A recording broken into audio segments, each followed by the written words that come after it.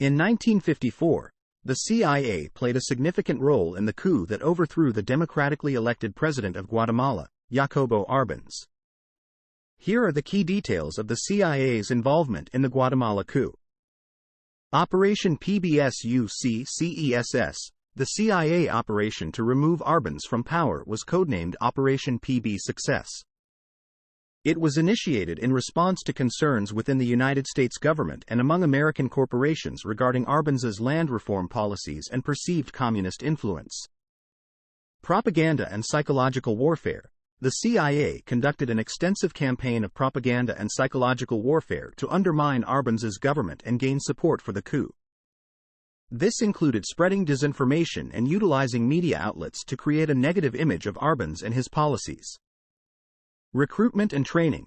The CIA provided training, funding, and support to anti-Árbenz groups, including the exiled Guatemalan military officers and conservative opposition figures.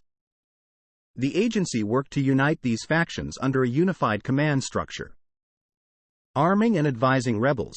The CIA supplied weapons and military equipment to the rebel forces, known as the Liberation Army. The agency also provided tactical advice and assistance to the rebels during the planning and execution of their operations. Airstrikes and military pressure. The CIA organized and supported airstrikes against key Guatemalan military targets, including the Air Force, to weaken Árbenz's hold on power. The goal was to create a sense of military vulnerability and undermine the morale of Árbenz's forces. Coordinating with regional allies. The CIA worked closely with regional allies, particularly the governments of Nicaragua, Honduras, and El Salvador, to provide logistical support, safe havens, and bases for the rebels.